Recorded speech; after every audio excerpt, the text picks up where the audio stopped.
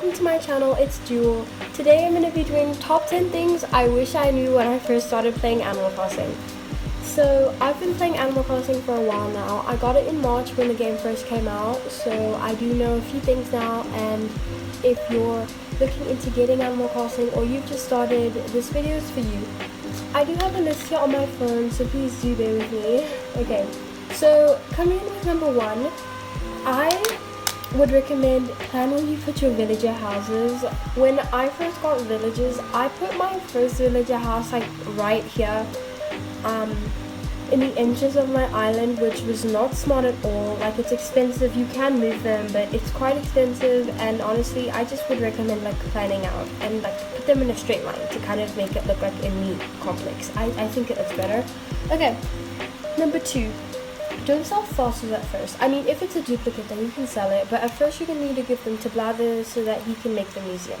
So yeah.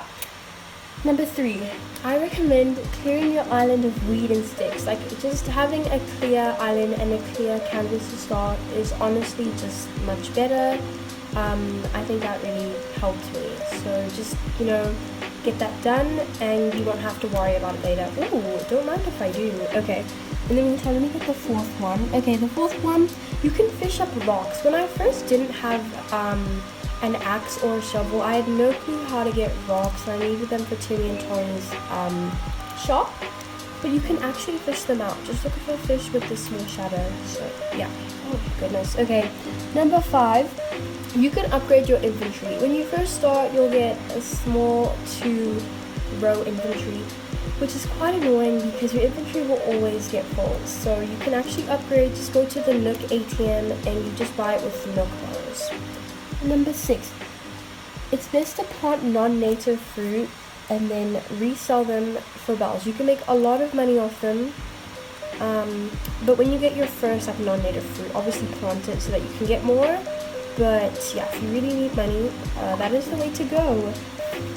Number 7, you get 2 message bottles a day that will wash up on the beach, and they will have a DOI. So you'll get one in the morning, which is just before 12 p.m, and then one after. Number 8, I recommend using custom designs as like a path when you don't have terraforming. Just use it to like map out your island. It really helped me get an idea of where I wanted everything. That's what I did, and then eventually I replaced them with proper paths. Number 9, don't bother paying your house bills. Don't bother paying Tom Nook unless you want to upgrade, because he's not really going to do anything. Yeah, don't pay them. Literally, I live in debt. Do it. And finally, the last one, number 10, you should travel to islands by getting a Nook Miles ticket. And once you travel there, you can get message bottle, you can get non-native fish, you can get non-native plants, as well as fruit. It can be quite useful, especially when you're trying to build a shop. You can get more iron nuggets, and yeah, I really hope this does help, and good luck.